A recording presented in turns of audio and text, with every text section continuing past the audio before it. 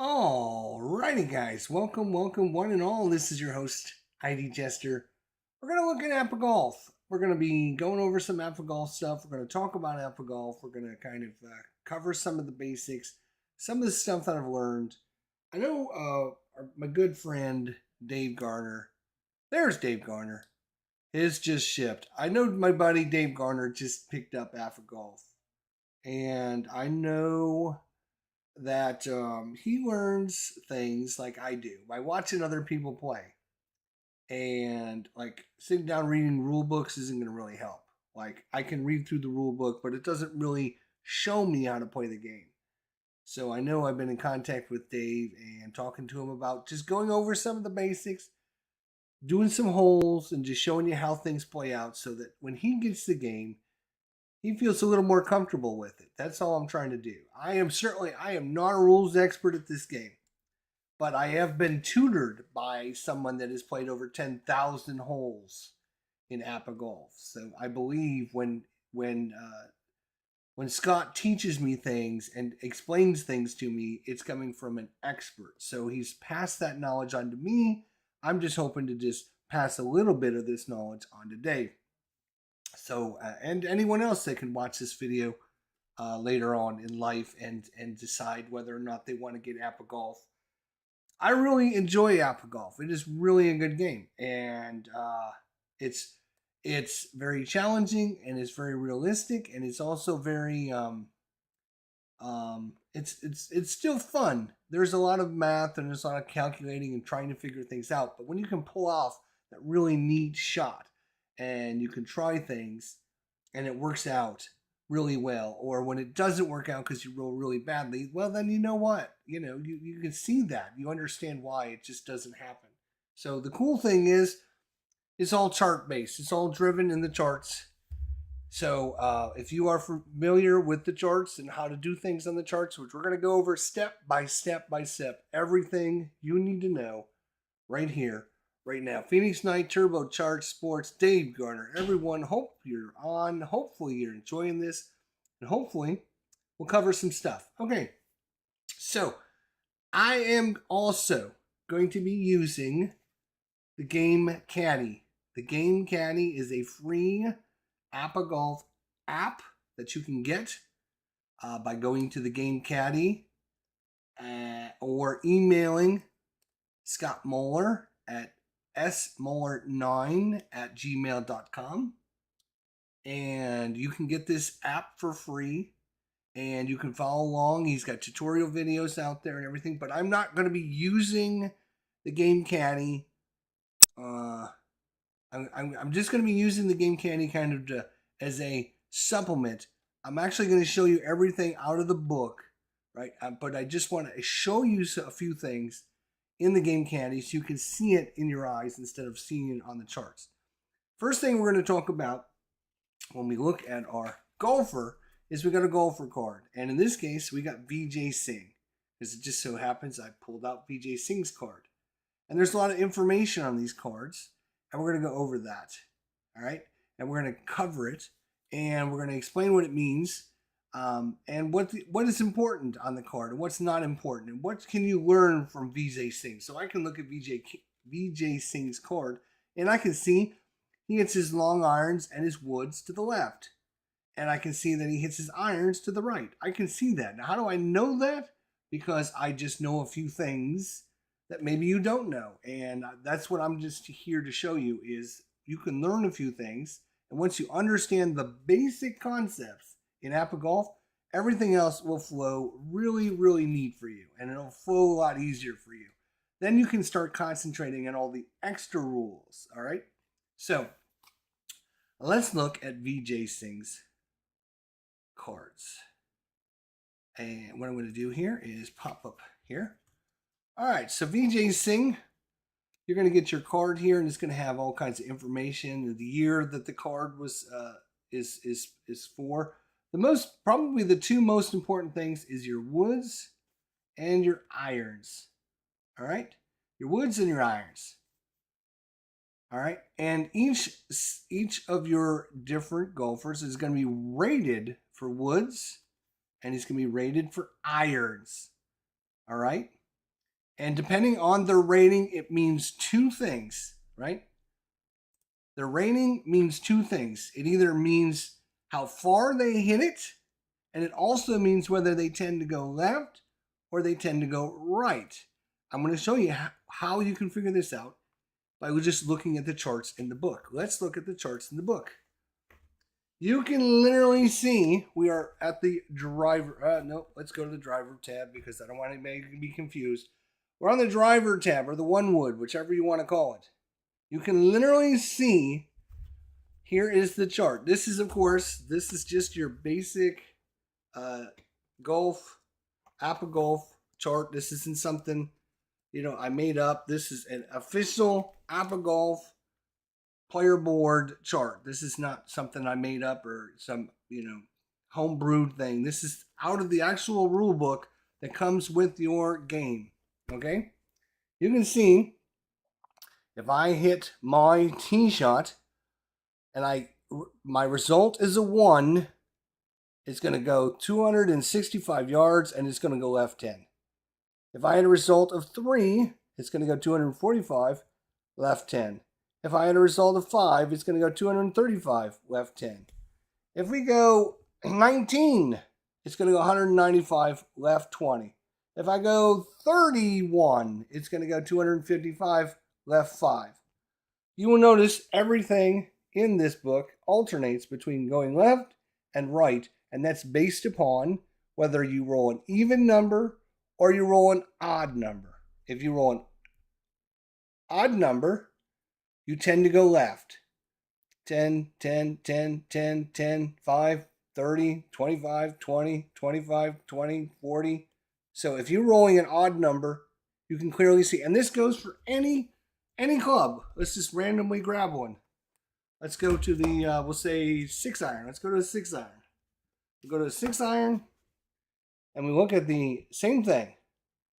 Odd numbers go left. Even numbers go right. Same thing. 2 goes right 5. If I go 8, goes 5 right. If I go 20, it goes, let's go to 13. Actually, it is a little bit different with the 6 iron. But your core numbers are the same thing, where it alternates between left and right, left and right, left and right, left and right, left and right, left and right, left and right. But that's not true with everything, because you can see actually 13 ends up going right.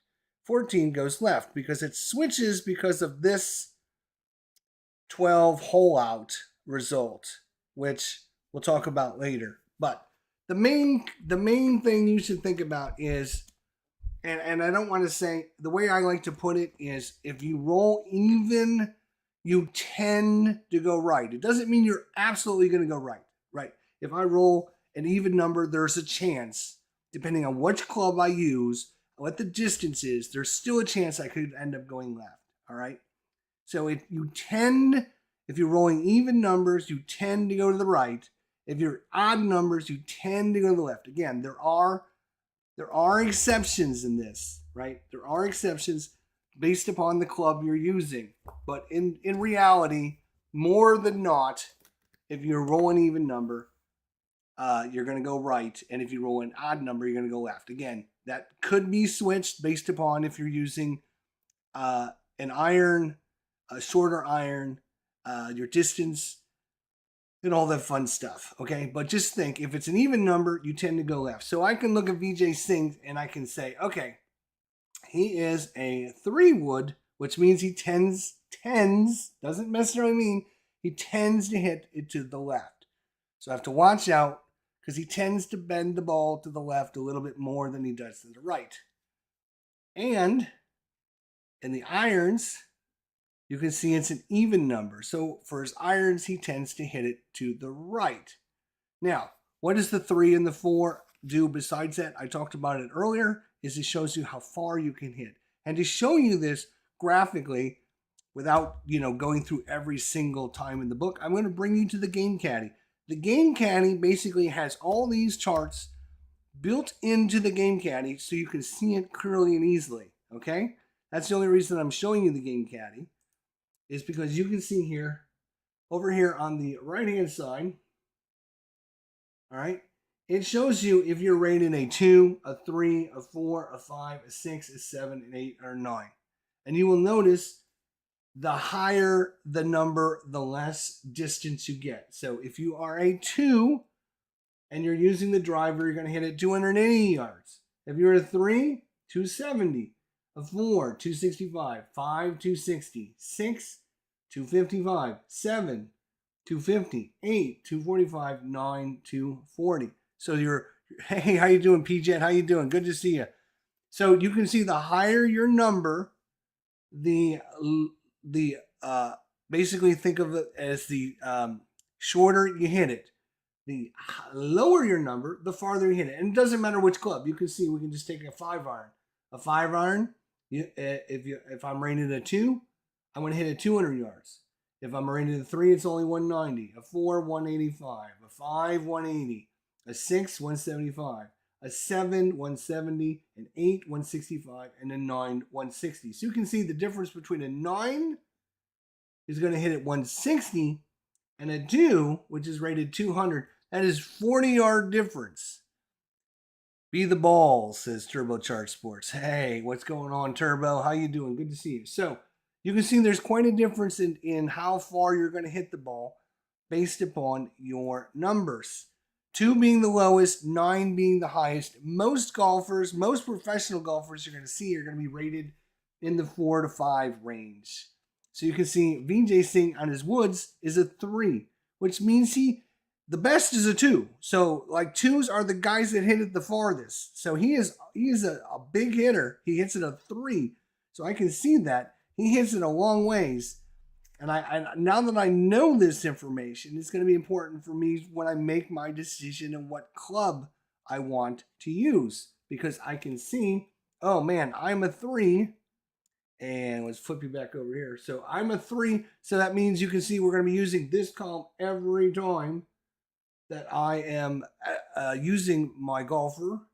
And then if I use my irons, I'm going to be using the 4 column. So he doesn't hit his irons as far. So how do you decide what's a wood and what's an iron, right? So what's the difference?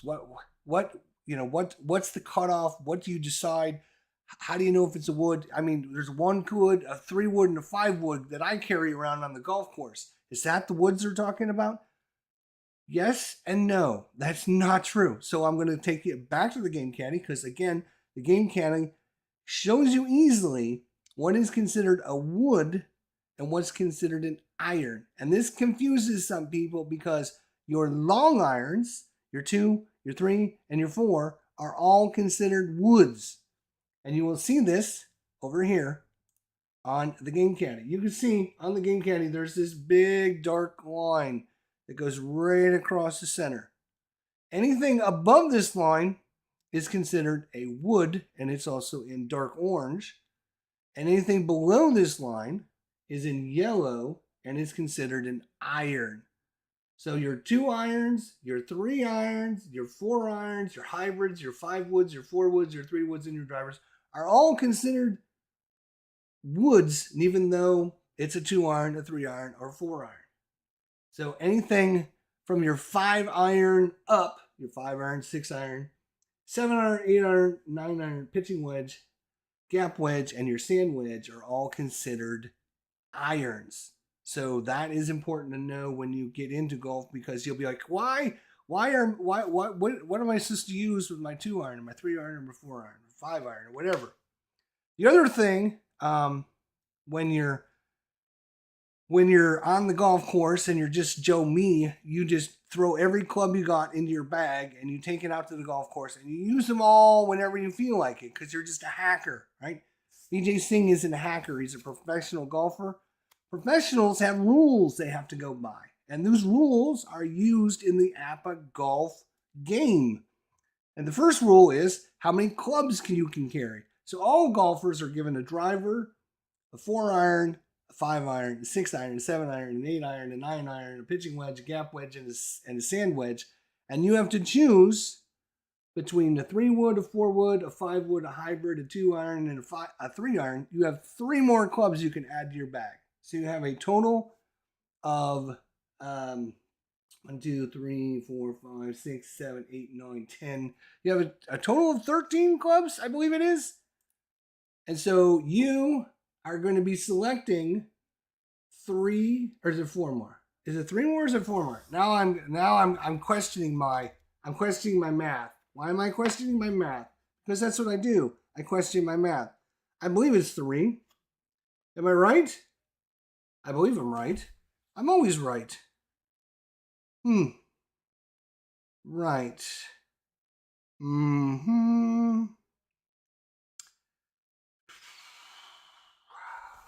Right.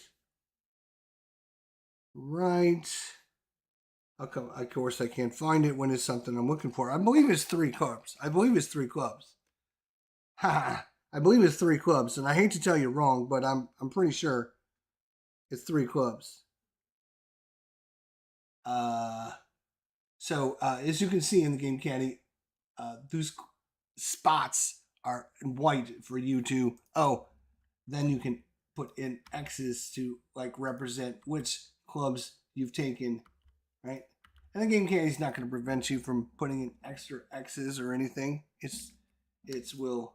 So yeah, I believe it's just 3. You're going to take 3 extra clubs, and you're gonna make the decision which of those clubs you're going to add to your bag, and you're ready to go. You're ready to go. Now, again, I'm using the game caddy here because it will represent and show us everything that we're doing on the player board. I'm going to show you how to play on the player board, but sometimes I'm just referencing the game caddy because it's easier visually to see things than looking at it this way. All right.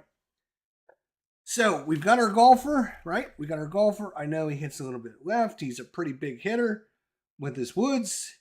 He's probably just slightly better than average with his irons. He tends to go a little bit right.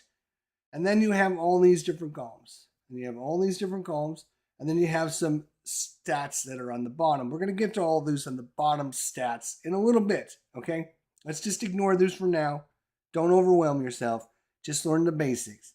So first thing is each one of these columns has a W, an I, an A, and a P. A W, I, A, P. So what do you use and when do you use it, right? So it's, just like every other APBA game, you're going to roll 2d6. Whatever your results is, 65, you're going to use the 65 row. Now, which column do you use? Well, you have a W column. You want to know what that stands for? It stands for woods.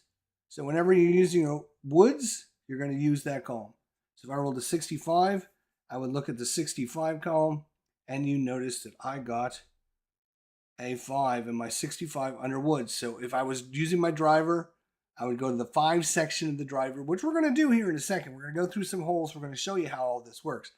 You know what the W stands for? I bet you without even telling you, you know what the I stands for. You know it, right? Yep, it's right. It's irons. It's your irons. So whenever you use your irons, you're going to be using the I chart. Now there's an A chart, which we haven't talked about at all, and a P, right? P is for putting. So that's when you're on the green, use your putter. Obviously, very, very simple, right? The last one is the A, and that's the only one that can be a little bit confusing. It's approach shots. Anytime you're within 100 yards or closer to the green, right? You use the approach shots, and you're going to see here in the player book, you're going to see depending on how many yards away you are, 50 yards to 70 yards, right? Or 75 to 100 yards. Right? Everything else at the very top is going to give you a club you're using. A sand wedge, right? You have your gap wedge, you have your pitching wedge, okay? On your shots from 100 yards in, it doesn't matter which club you use because, right, it's just assuming you're using the right club for the right distance.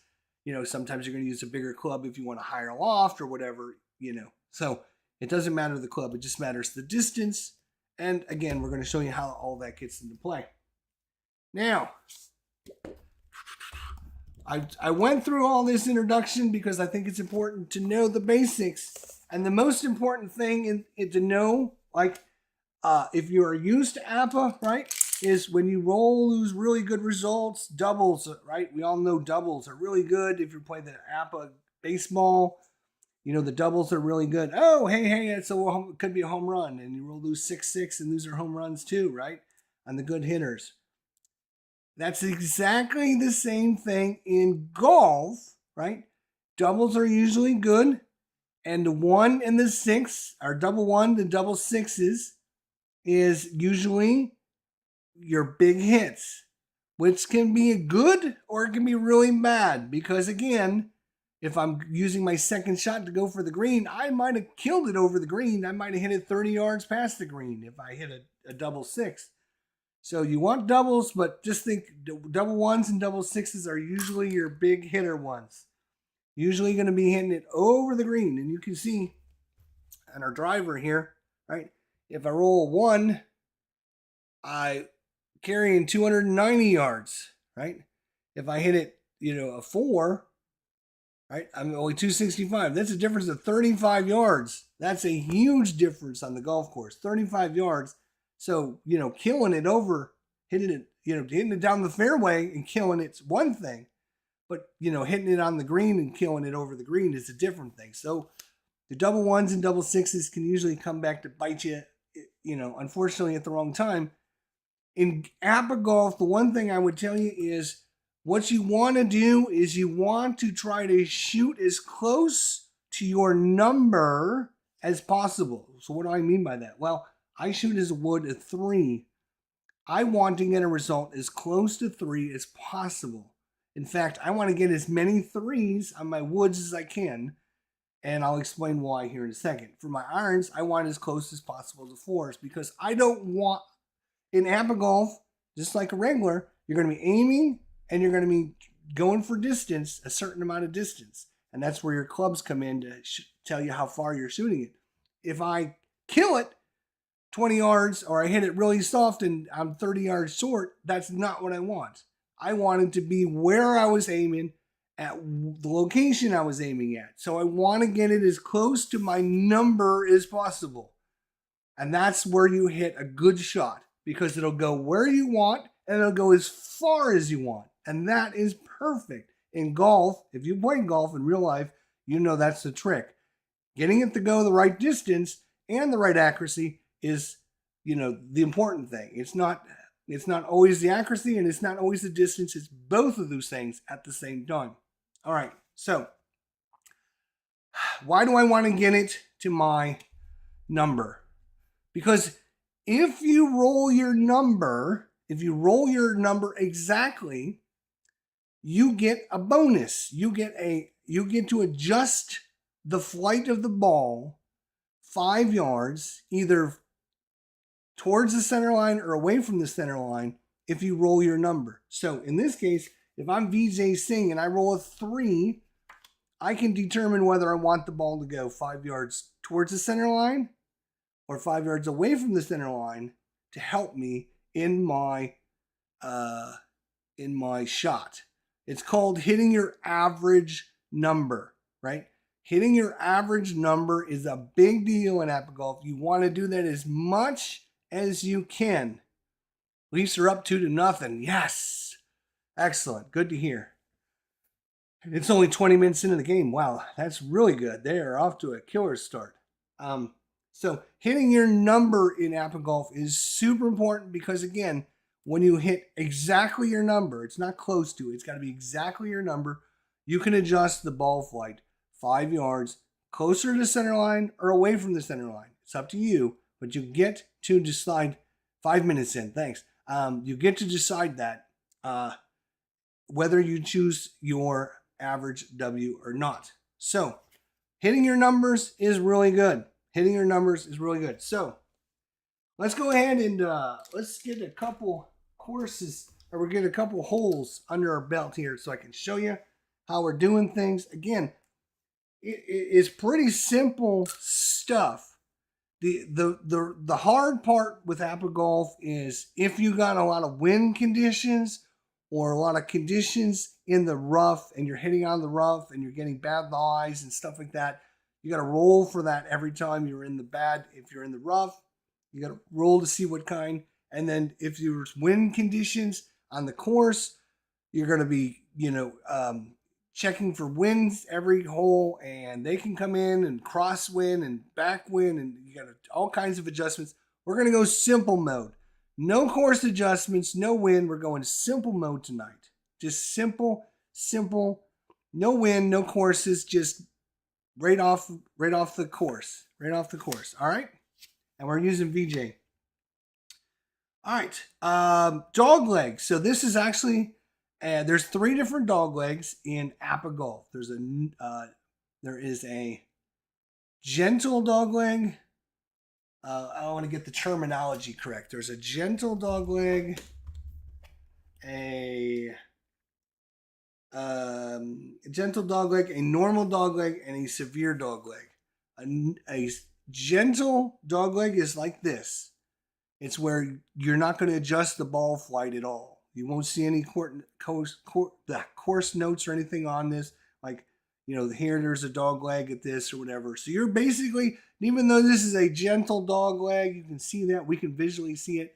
It's just think of it as a slight bend to the left. So you don't have to adjust anything on the flight. There's also normal, which is basically when you get to the dog leg, every 10 yards you go forward, you go 5 yards towards the brink or away from the brink. So 2 forward for 1 over, 2 forward for 1 over.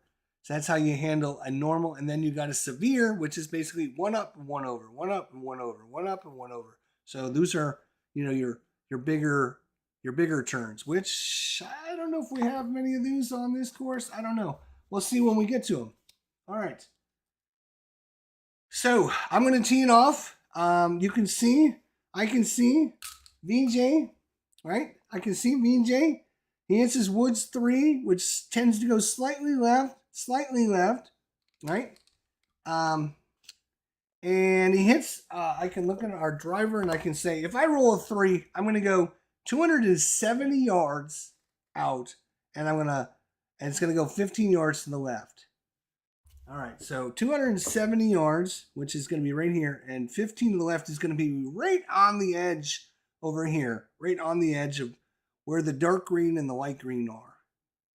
And I don't want to be there. I want to be in the middle of the fairway. So he tends to go 15 left if he rolls his normal. Again, if I roll my normal, I can adjust that. So instead of going 15 yards, I can move it automatically back 5 yards towards the center line. That's hitting my average shot. If I hit my average shot, I get to adjust the flight of the ball 5 yards either towards the center line or away from the center line for free. Okay? So hitting your average every time is super important. So I am actually going to aim 10 yards to the right to compensate for his pull to the left. All right? So I can aim off the tee because we're on a par 4 or par 5. You cannot aim on par 3s, so just keep that in mind.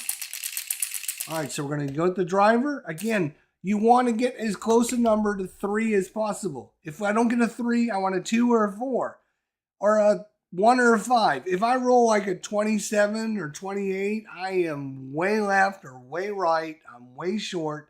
I'm going to be spraying the ball wherever. I want to get as close to a 3 as possible. Here we go. Boom, boom, boom. 2-2, 22. So 22 is a 2. So 22 is a 2 on his wood. So we go to the 2. It's 280, right 15. Great. 280, right 15.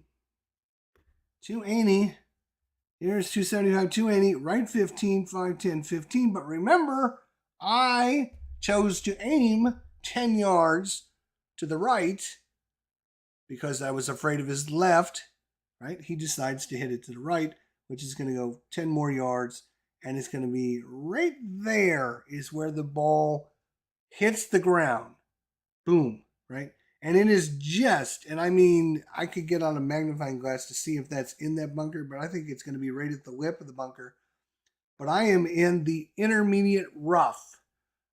The intermediate rough is not shown on here, with a different color or anything. It is basically the first square into the rough from the fairway. So you can see I'm obviously in the first square. If I wasn't in the first square, it wouldn't be the intermediate rough.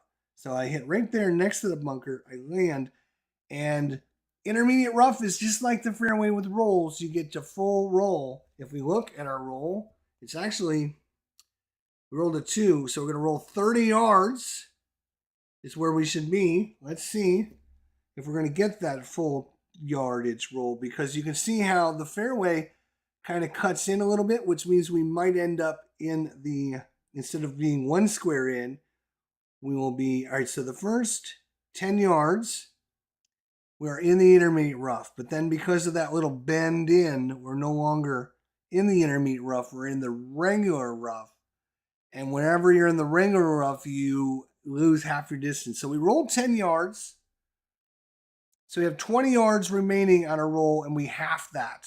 So we get 10 more yards. Boom. So we're at the 300 yard mark, and we're 5, 10, 15, 20, 25 yards to the right. And we're not in the first little square anymore. We're not in the first little square anymore. Let's see if I can I show you? Let's see. Here we go.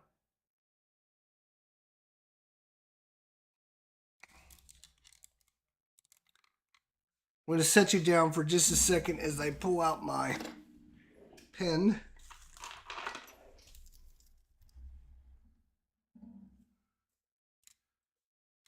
All right, we landed 270.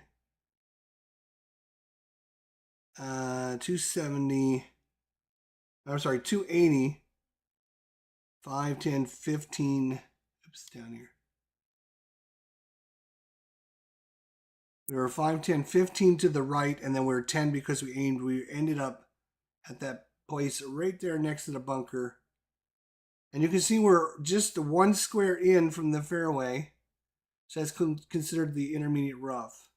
So we roll 5 yards, 10 yards. Now, once we get to that, you can see we're no longer the first square in, because it's the fairway cuts back over here. So then we lose our distance, so we're just going to end up 10 yards on the roll as opposed to 20 more yards. So we're going to be right at the 300 yard marker, and we're going to be 25 yards over to the right, and we're going to be aiming at one of the holes. And I didn't randomly roll that, so let's just go ahead and roll it and see what we're aiming at. We're aiming at pin number 5. Pin number 5. Let me get my, where is my little doohickey? I always lose them, don't know why. All right. Sorry for the shakiness here all of a sudden. All right, so there are, again, for basic concepts, right? Understanding this, the symbology and the numbering system they use and all that, very important in golf. The other thing that they simulate in golf here is whether you're short-sighted or you're let's see, if you got a good angle of the pin or if you're short-sighted. There's one or the other.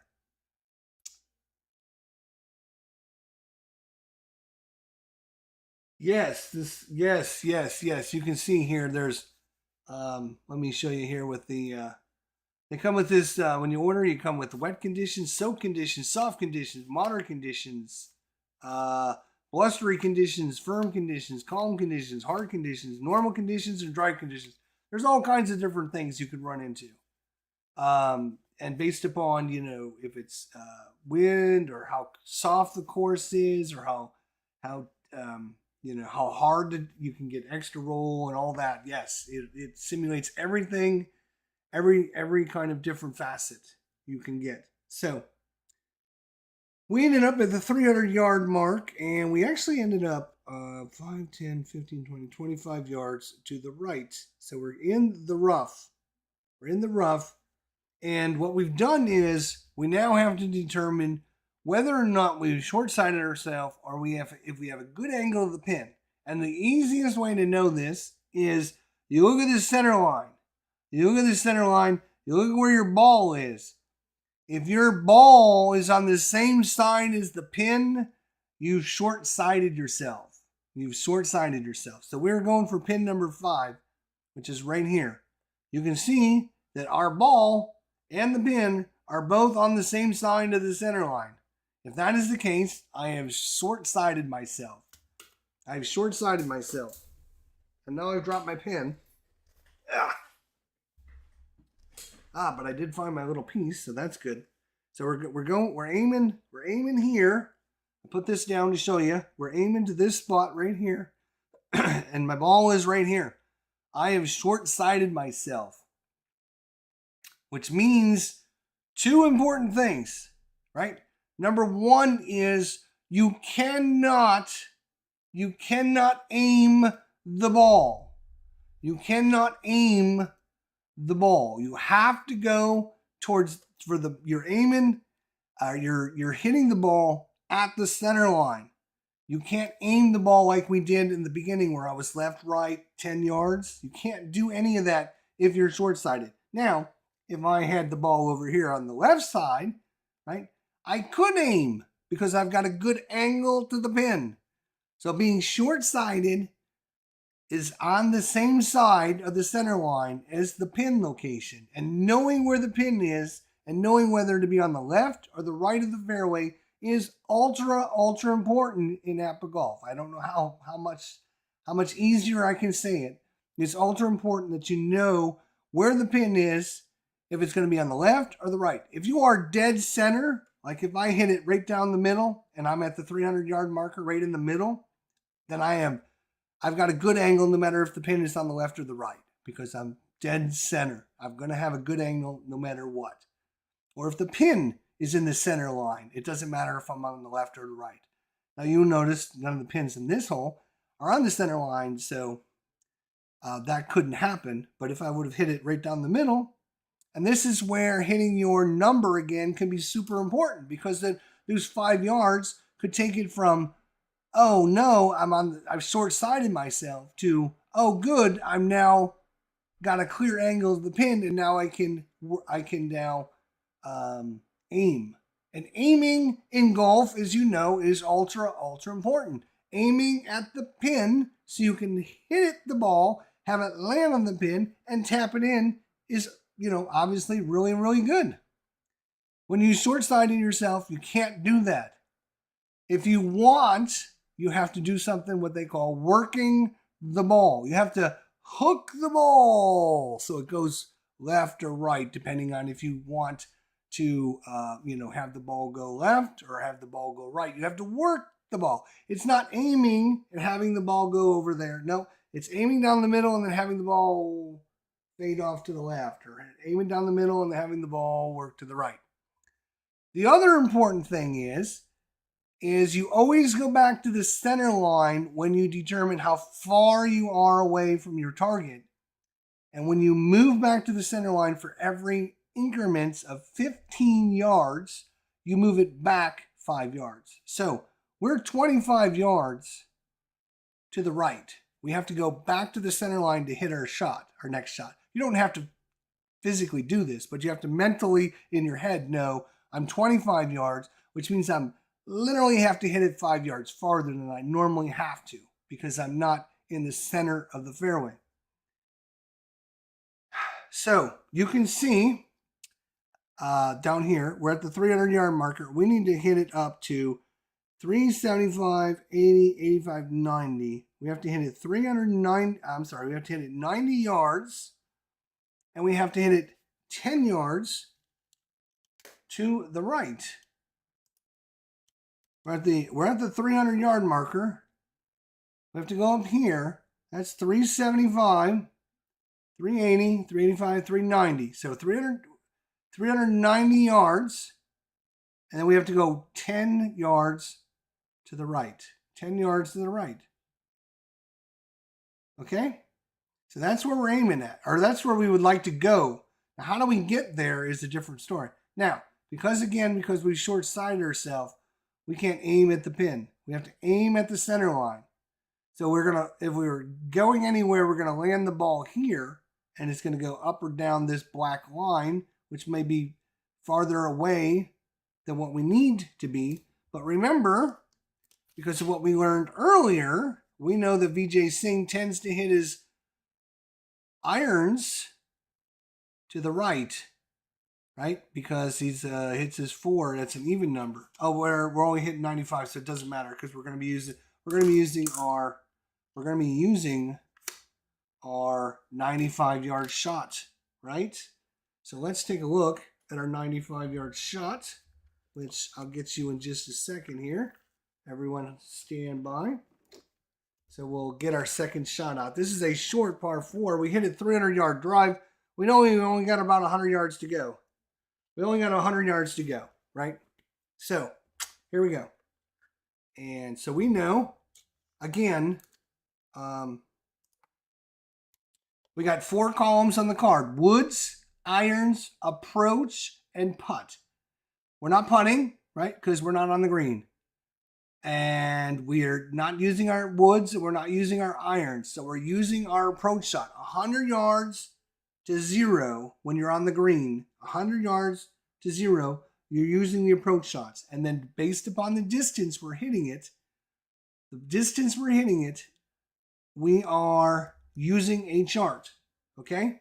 Now, when you use the approach shots, this is ultra important.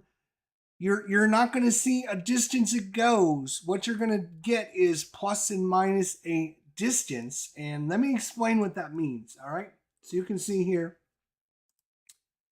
we're going to be using this. Wrong chart. Sorry. Hang on, guys. Everyone, hang on. All right. We're going to be using this 75 to 100 yards because we're 90 yards away. Remember, we're 90 yards away. We're at 100 yards. We need to go 390. So we're 90 yards away. Is that true? No, we're not 90 yards away. We're 95 yards away. Why are we 95 yards away? Because remember, we're 25 yards to the right. Every 15 yards to get back to the center line costs us 5 yards in distance. All right, so we're 25 yards. If we would be 30 yards over, right, it's going to be 2 increments to get back to the center line. And that's going to cost us 2 times 5, 10 yards of distance. So fortunately, we're 25. So 25 is just 1 increment of 15 to get over. 1 full increment. So we're going to be back 5 yards. So instead of a 90-yard chip, it's a 95-yard chip. Okay?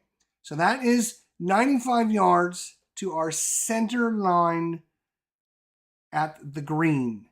Okay? Now here's the thing when you're hitting an approach shot is you're going to use the same chart between 75 to 100 yards, but you're calling out your distance. You're calling out how far you want to hit it. If I want to hit this shot, I don't necessarily want to hit it 95 yards. Maybe I want to hit it 100 yards. Maybe I only want to hit it 90 yards, depending on what the green shows me. So, no, the center line rules are completely different when you're got a good angle, and we're going to show you that next hole. Okay, Dave? This is again just when you short-sighted yourself. Okay, this is just when you short-sighted yourself. And the only difference though is where you're aiming at. Okay, so let me I'm gonna put this out and set it down, this little camera, so I can maybe explain things on the green a little bit better. All right, so here's where we're at. Okay, since I'm short-sighted myself, I cannot aim at the flag. I have got to aim right here. This is where I'm aiming the ball. This is where if I hit a perfect shot, it's going to come down and it's going to land right here. Okay? And that we know is 90 yards away, but I have a 5-yard penalty because I'm 25 yards over. So to hit this shot right here, it's going to be a 95 yarder, right? And that's going to put me right here. But maybe I don't want to hit it right there. Maybe I want to hit it, because, I don't want to be too close to this front edge of the green. Maybe I want to call a 100-yarder. Maybe I want to aim 5 more yards just so I can be in the middle of the green and not have to worry about it in case I hit it short. So what I'm going to do is I'm going to call out a 100-yard. I'm going to call out a 100-yard shot here, and I'm going to work the ball. Again, I can't aim, but what I can do, I don't mean to confuse you guys. I don't mean to confuse you. If you short-sighted yourself, you have to aim for the center, and then you have to work the ball and curve it. You have to curve it back to the left or curve it back to the right, and that's considered working the ball. And this is the shot we have to do. We have to aim for the center, and we got to work the ball back to the right. Right? We can't aim at that. We can't aim at the pin, which is 10 yards to the right. We can't aim at it. So what we have to do is hit to the center and then curve it back in so it lands over there where the flag.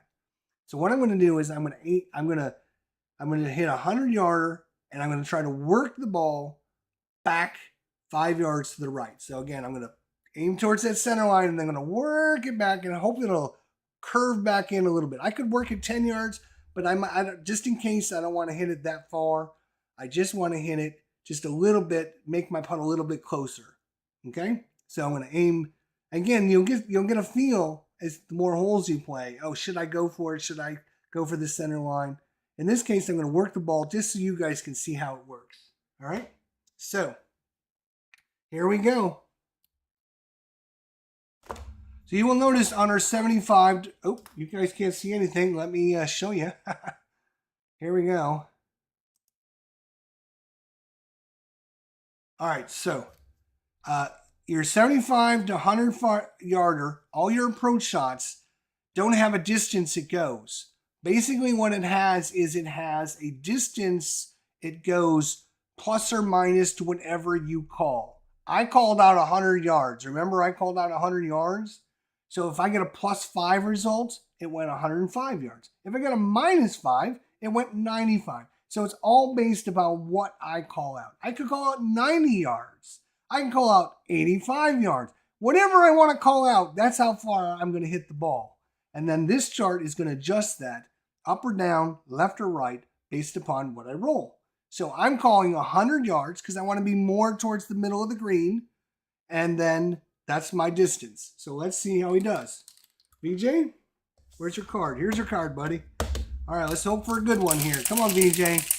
We're looking for, if we're a little bit short, like 95 to 100 would be perfect, right? Anywhere in there. Again, in APBA golf, you want to get it as close to what your number is as possible. Our number is 100 yards because that's what we called out. That's what we want. Here we go, BJ. Which column are we going to use? Which column? A, because we're on the approaches. Anything 100 yards and in is always A for your approaches. So we're on the A column. 64 on the A column is a 4. 64 and a 4 is a 4. Okay.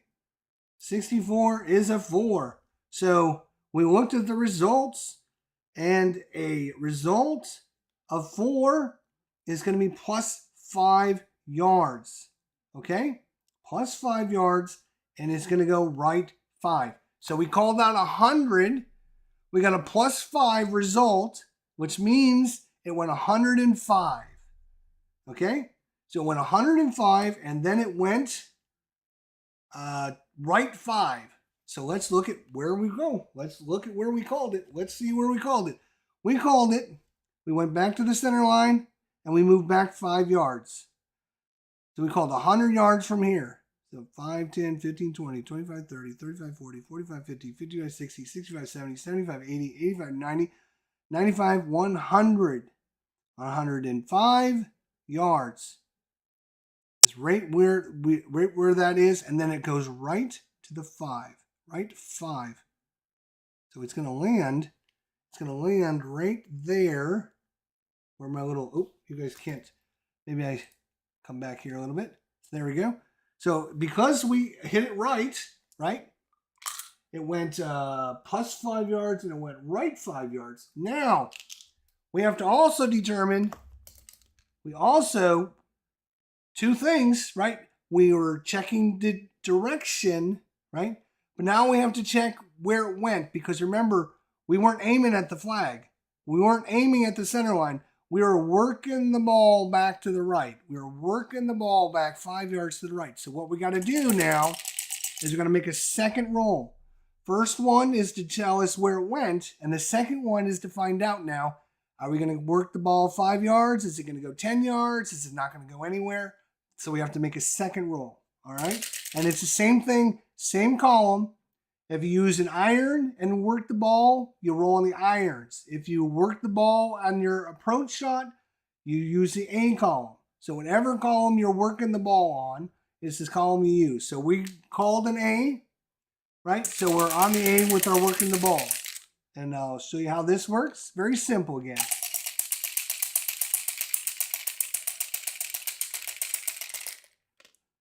I rolled a 51, and an A is a 4.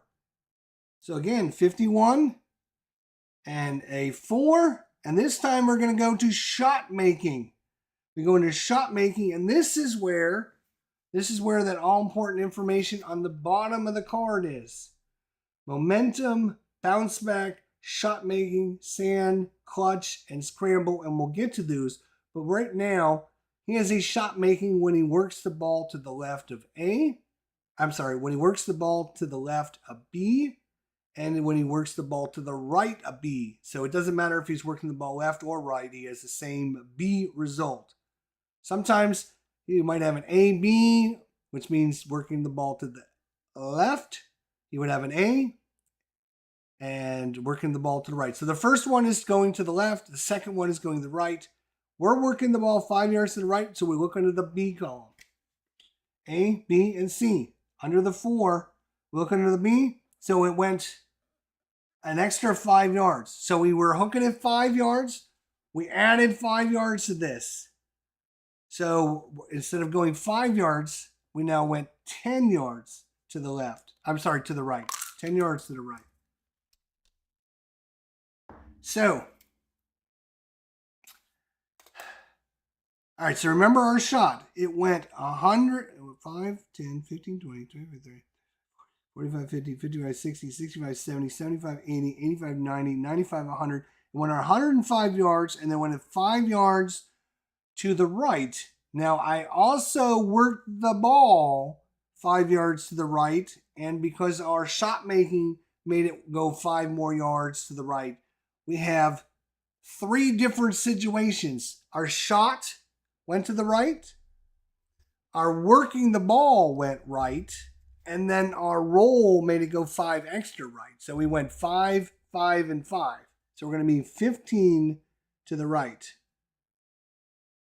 So right there, and it's going to be 5, 10, 15 to the right.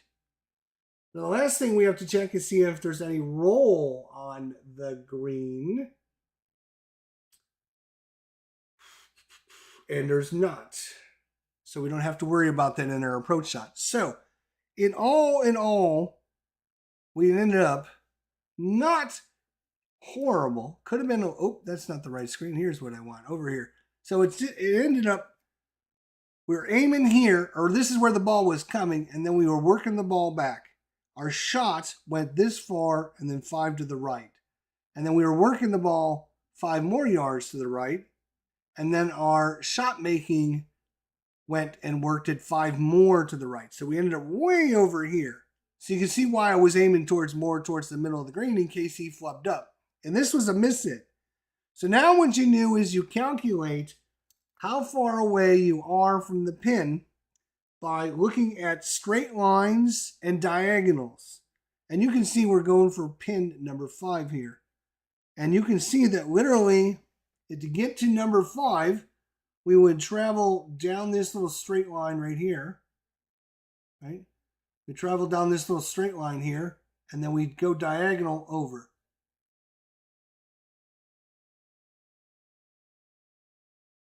So that's where the ball is. And to calculate it, again, we could do it either way. We could do diagonal first. We take a diagonal over there to that one and then straight. Or we can go straight and then diagonal over there like that. So he's basically one straight and one diagonal away. One straight and one diagonal away. And I will show you here.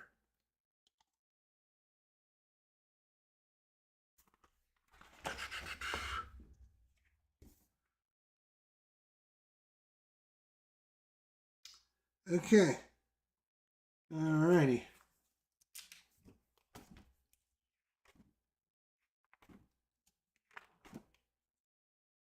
Doo-doo-doo-doo.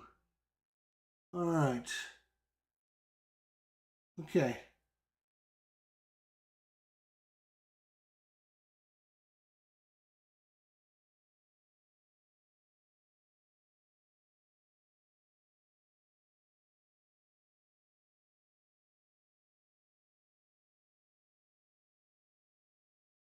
So it's going to be a distance is going to be measured now based upon the straight line and the diagonal line. And I was just looking for the number on this. So in this case, so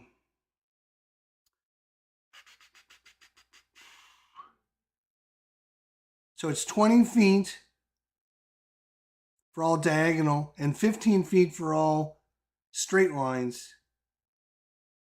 And then you're going to subtract 2 dice. So a straight line is 15 feet minus 2 dice, and a diagonal is 20 feet minus 2 dice. But in our case, we have a diagonal and we have a straight edge. So it's 35 minus 9. 35 minus 9 is 26. So we have a 26 footer, which is not bad. It's not bad. 26 footer. We can do that. 26 footer. So what I'm going to do now is take you to the putt charts. There's basically 2 putt charts. There is the play it safe putt chart, or there's the go chart. Go for it, right? And so all you do is you find your distance. In our case, we're 25 to 29 feet away. And we either go for it or we play it safe. The advantages and disadvantages are if you go for it, you have a better chance of making the putt. But you have a bigger chance of leaving bad putts, leaving a bigger distance for your next putt. So that's your downside. You're playing it safe is you have a smaller chance to get it in, but you'll have a better chance on your next shot because you leave it farther away. So in our case, we're going to play it safe because we're 29 feet away. We're going to play it safe. We're just going to try and lay it down there and just let it go. And so where's VJ Sink? And of course, which column we're going to use? The P column. You got it. Right. Is there a break on the green? No. There's no break on the green. Some greens will tell you certain things, but this course is very kind of generic that's why I chose it, because I didn't want a lot of extra rules. This course is very generic with its putting greens, very, very straightforward. Some greens will tell you if you're left of the center line that adds so many distance or whatever, blah, blah, blah. So for 25 footer, let's see what he's got. He's got a 63. Ooh, it's 26. Bad. Again, small numbers are usually the best. 26 is not good at all. We go down the 26 column. That is horrible. We played it safe, and here's a great reason why we played it safe. If we would have went for it, he would be 6 feet away. Because we were playing it safe, we're only 3 feet away. So now we go to the 3 feet away for par. 3 feet for par. And you can see everything is in as long as I roll a 28 or less. 42 is a 23. Almost missed it, but boo, gets it. And that, my friends, is par. Par it is. Par, par, par. Woo! Who said this game was hard? It is so easy. It is so easy. Let's go to the next hole. Let's do another hole. Oh, I'm hitting everything. So this is okay, here's a par 3. All right. Par 3. We're going to go for a pin number. Let's go for a different pin number. Let's go for pin number 3. So I usually I have these little things that I made. They got this little magnetic thing on them. We're going for pin number 3, which is way back here. All right. Way back there. This is a par 3, 204 yards. Par 3, 204 yards. So it's going to be a long one. It's going to be a long one. Now, par 3s, you can't aim. Just like you're short-sighted again. You can't aim. You can only work the ball. And you can see the 3 pin is only 5 yards from the center line. I'm not going to work the ball that far. No, I'm not. I'm going to, if it goes left, then it'll be fine. If it goes right, yeah, because working the ball just 5 yards, it's too risky, right? It's too risky. So we're not going to do that. So we're going to need 75, 85, 95, 205. We're going to need a shot 205. There's no course notes to make a difference or anything like that. 205. And we're going to hit our wood 205. And we hit our woods 3, which is going to be maybe a long iron, 3 iron.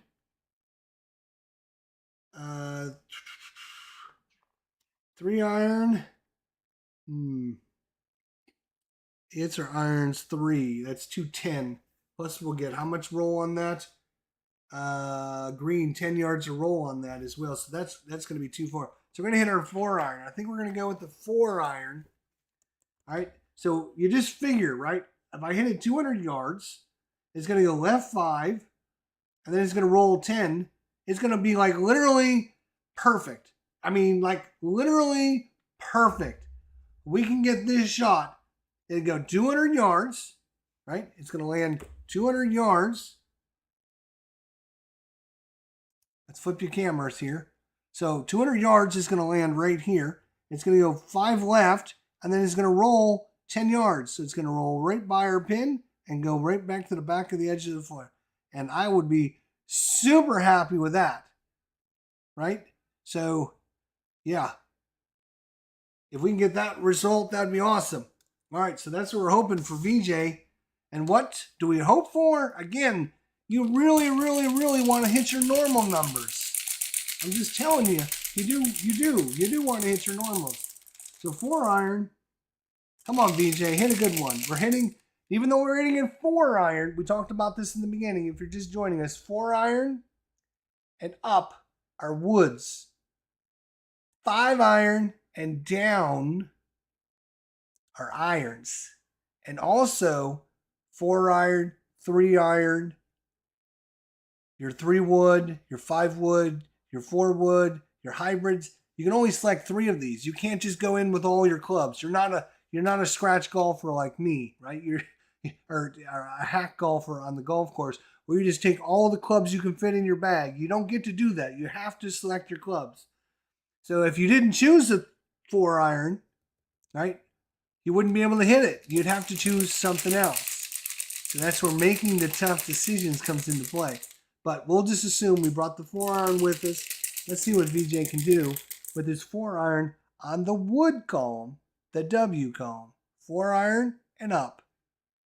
5 iron and less. Here we go. 15. Okay, he hit a 3. He hit a 3. As I talked about, I don't know how many times so far, but you want to hit your number. He's hit his number. What is important about hitting your number? You're going to get to see it right here, right now. So our 3 is 200 yards. It went left 5. 200 yards. It went left 5. And then we're going to get a 10-yard roll on the green. And I just dropped my VJ on the ground.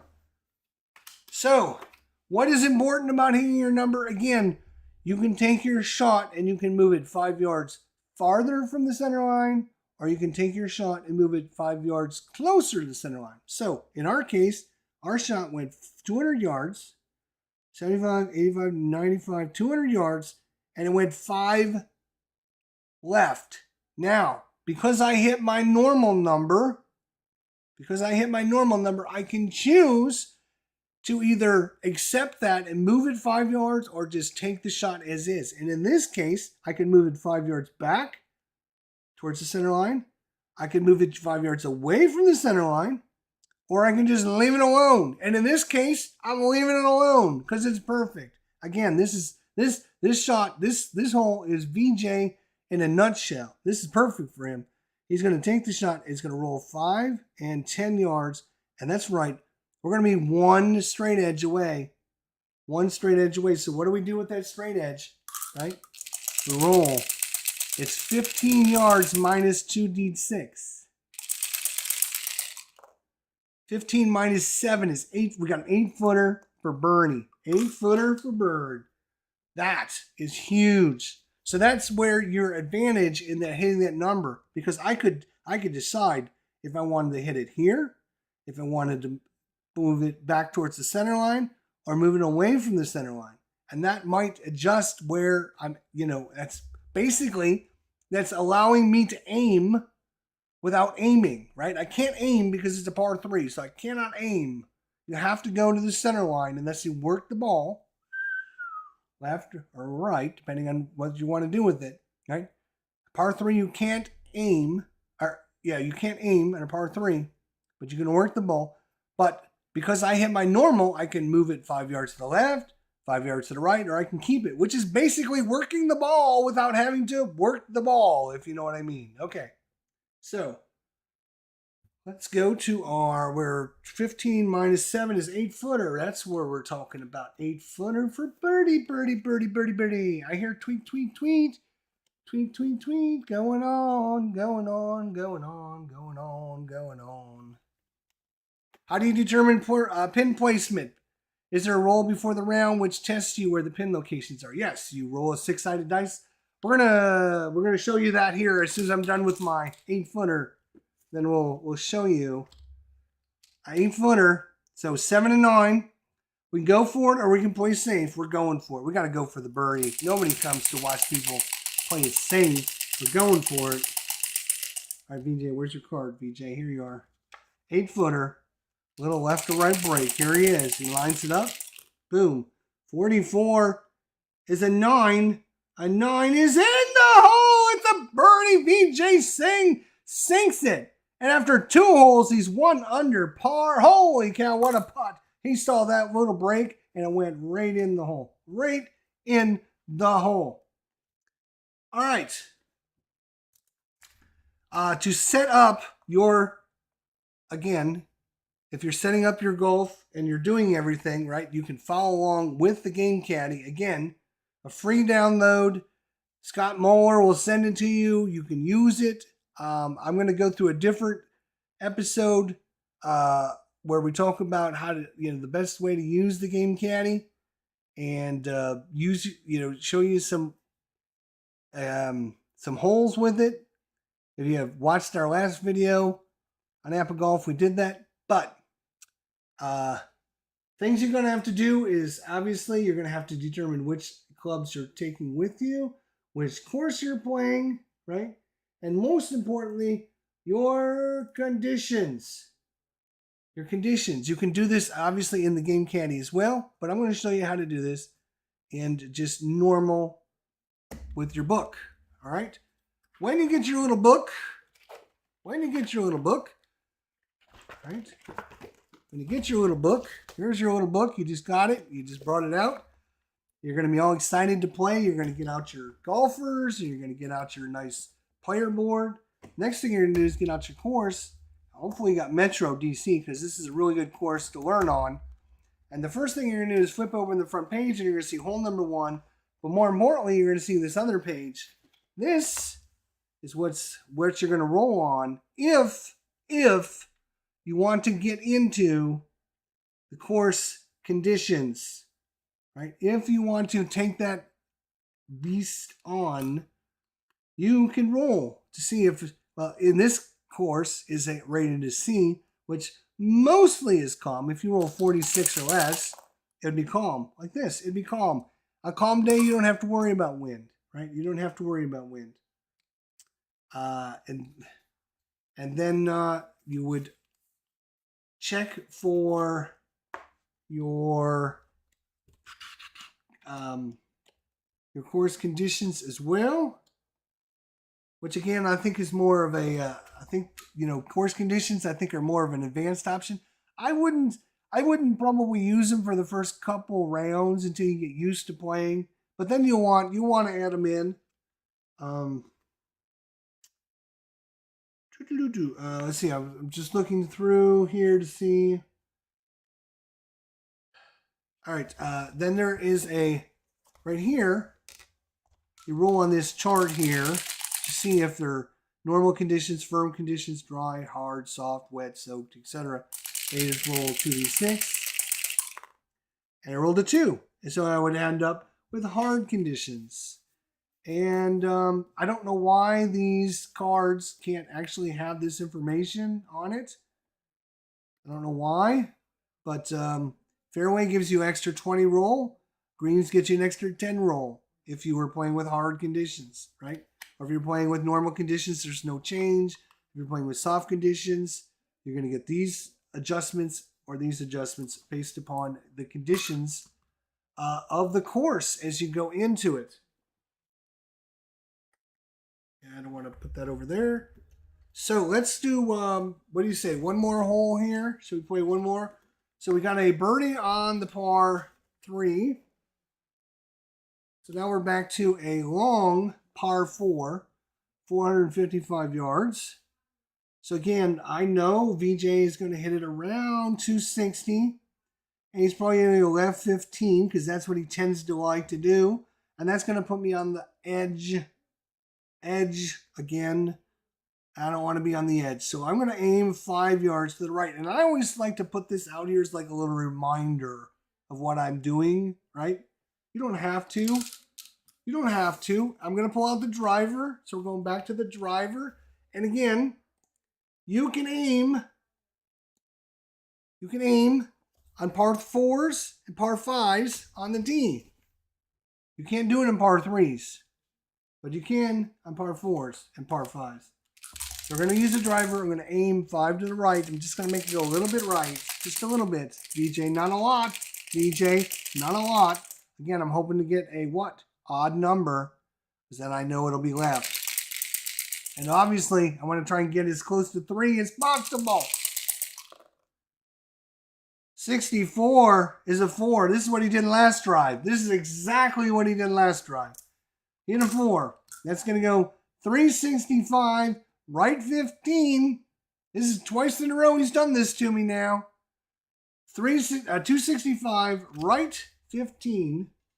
250, 60, 250, 265, right 15, 5, 10, 15. And then remember, I was already aiming 5, so it's 520. But fortunately for us, we're still in the fairway. Whew. BJ, you're giving me a little heart attack here, buddy. You're giving me a heart attack. But now, we're going to see how far we roll. He's going to roll us 25 yards. The 5, 10, 15, 20, 25, and we're still in the fairway. We're still in the fairway. Now, where is our pin? Now, normally, you roll for a pin at the beginning of the round, and that's what you just stick with the whole round. And a lot of times, what you'll do is round 1, you'll use pin 1. Round 2, you'll use pin 2. Round 3, you'll use pin 3. And round 4, you use pin 4 for your tournament. But in this case, since I didn't call it, we're just going to randomly roll 1. And we're going for 3 again. Now, fortunately for us, 3 is really happy, makes me happy. Why does 3 make me happy? 3 makes me happy because it's right in the center line. So we can always go for this pin location. Because why? Because it's in the center line. So it doesn't matter if we're on the left or the right. We have got a good angle to the pin. But it doesn't really matter because if you're short-sighted yourself, you have to aim for the middle. You have to go down the center line. And if you're aiming for the pin, we're going to the center line. So it didn't really matter on this one because the pin is right on the center line. So it doesn't matter. You see what I'm saying? It doesn't matter if we were short-sighted or if we're normal-sighted because If you're short-sighted, you have to go for the middle, and the flag's in the middle. You get it? Okay, good. All right. 5, 10, 15, 20. Now we're 20 to the right. 20 to the right, because 15 plus the 5 we were aiming is 20 to the right. What does that mean? What does that mean? You guys remember? It means we have to go back 5 yards for distance because we're 20. We have to always go back to the center line. So we're 20 yards over. So every increment of 15. So 15, 30, 45, 60. Yes, you can be 60 yards wide in this game. That's 4 times over. That's 20 yards back you're going to be shooting, right? When you're 60 yards over. Just remember that. So we're 5 yards back. So we're at the 280 mark. So 380. That's 100, 5, 10, 15, 20, 25, 30, 35, 40, 45, 50, 55. We're 155. Right on the pin. Bam! Hit it. We'll be set. 155. That's what I'm looking for. So I'm going to be using an iron this time. I just know that off my head. 155. And when I hit my irons, a 4. Nah, 6 iron's too much. 7 iron, probably going to be good. Let's see. 8 iron. 4. Ooh, I liking this. 8 iron. I hit a 4, 155, right 5. And if I hit my normal, again, I can move it back to the center line, which would put us right on the flag. And then we get 0 roll, which would put us right on the flag. I like that shot. Let's do that shot, VJ. Can you put us right on the flag, buddy? Again, we're going, fortunately for us, we're going for the, oops, you guys can't see anything. We're going right down the center line for our shot here, which makes it a little bit easier. Obviously, a little bit easier when you're going for the pin that's right down the center line. We're 155 yards. We're hoping, just get it on, VJ. Just get it on, buddy. Which clubber? We're going to use our 8 iron. So which column we're going to use? We're going to use our I for the iron. 45. Iron shot is a 5. Oh, he went left. Ooh, he probably went left. So I should show you this because this is kind of important as well. When you're taking your shot, it matters whether you're in the tee or the fairway, which is where we're at in the fairway, or if you're in the rough, or if you're in the sand, right? So if you're in the rough, you use this. If you're in the sand, you use this. If you're in the fairway or the tee, you use this. So we hit a, what do we roll? Roll the 5. 5. It's going to go 150, left 5. 150, left 5. And no roll. So it's just going to plunk right there. 150, left 5. 150. So we're going to go 285 is 385 is 100 yards. 10, 20, 30, 40, 50. Left 5. Wow. Plunk. Right there. Lovely. We again just, and we don't have any roll to worry about. No wind. Nothing that's going to cause it. We are 1 straight edge away from over to the 3. Right down that straight edge right there. Right down this straight edge right there. So 15 yards, plus or minus 2 dice. 7 again, so we're 8 feet. We like that number, 8 feet away. We liked it last time. Can we like it this time? How much do you like it this time? Let's see. 8-footer. Let's go to the overhead. 8-footer. Let's go. 7 and 9. We're going for it again. Come on, BJ. Nail another one. This is for another birdie. We get back-to-back birdies. We get 3 in a row. That's a turkey. I love turkey. Let's go. BJ, 62 is a 13. They got a go. A 13 is in. Back-to-back birdies. Lovely. What a second shot. Beautiful stroke. Just put it up there so ever so slight. Just a little bit. Just sets right down. Right between the bunker. Right next to the bunker. Just sets it down right there. Just a little tappy. Just a little tappy. A little breaking in. Boom. Cha-ching. That's two in a row. 2 in a row. What do you think about that? Evening, everybody. What's going on, Lower Slower Board Gamers? There you go. That is a couple holes with the VJ Sing going over the basics of APBA Golf for Dave Garner. Again, I'm just trying to give him a little bit to get started so he can watch this video, understand a few things, so when his little copy comes in, he's not overwhelmed, because we all know you can't understand how to play an APBA game by reading their rule book. It is horrible. The rule book is horrible. It doesn't even talk about half the important things. And it doesn't really make sense of these things. The things that I tell you make sense, right? It should make sense to people. It's just I don't like any of their rule books. But like I said, I'm not a rules expert. I will fully admit this, but I have been tutored by somebody that has played over 10,000 holes of APBA Golf. So if somebody can teach me how to play, I'm sure I've sucked a little bit of knowledge off of him, and I'm hoping to pass a little bit of that on to you guys, and hopefully Dave Garner as well, because I want Dave to enjoy his APBA game. I think he will. I know he had an issue with APBA hockey when he first played APBA hockey. He was not a big fan, and he quit it for like a year. He really, he wanted to do it, and he just couldn't understand it, and so he quit. He was frustrated. He quit. And I've done that with myself with games. I can't learn it. I know Dave actually talked about this in his last video when somebody brought up the fact that I was having problem learn History Maker Golf, and trying to learn it from the rule book, and I'm not following along with what they're doing. I got frustrated. I got mad. I said a lot of bad things about it, and I quit. So I can understand why people do that. I'm not saying anything right or wrong. I'm just telling you, I've experienced it. Some people learn by watching other people play and see what they do. Other people can read a rule book and understand it.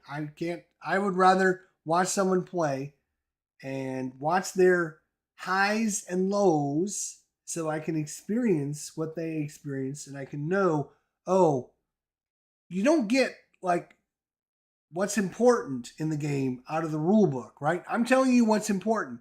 Try to roll as close to your number as possible. If you roll a lot of high numbers, you're going to be all over the place. You're going to be all over the course, and it's just going to be really hard for you. If you go back and watch my last APBA play, we were playing with, I can't remember his name. He was all over the course, but he had like such a great recovery. We were on the green and putting all the time for par. And like literally at the end of the game, we were only 2 over. But he was all over the course because he couldn't get a drive to save his life, but he was great at recovery shots. And every time he'd get it up there pretty close. We were all over the course.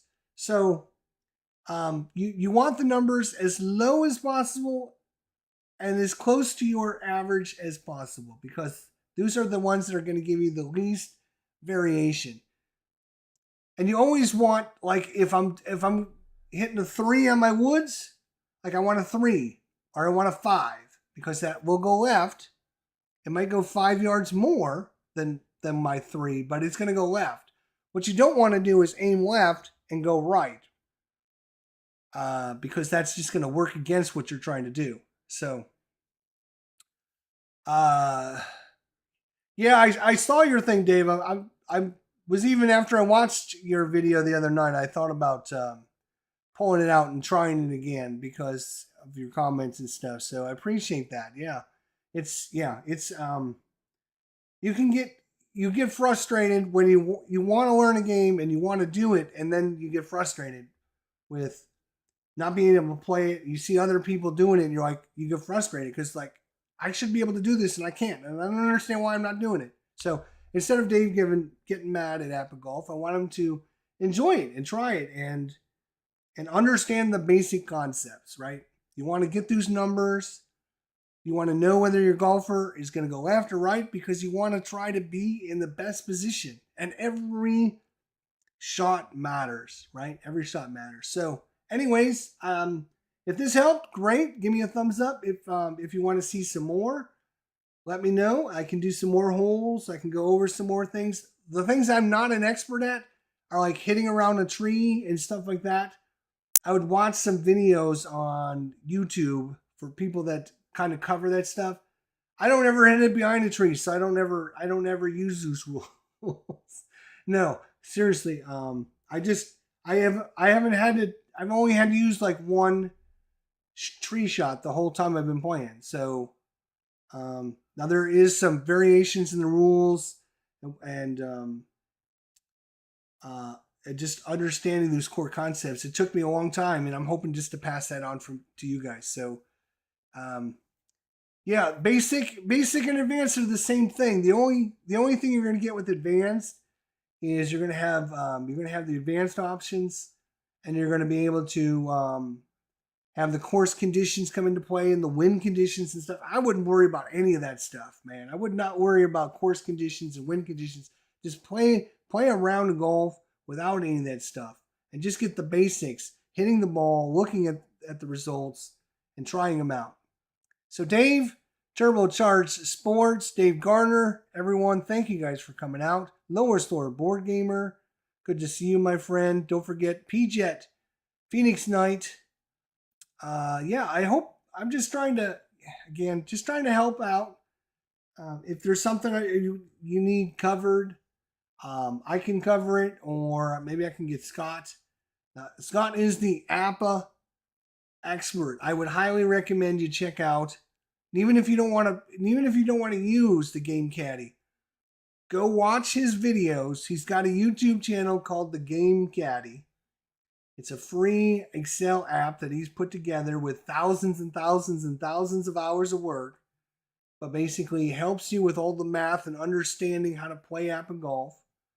Even if you don't want to use the APBA Golf, if you don't want to use the Game Caddy, go watch his videos because he talks about the rules and how they affect things in his program.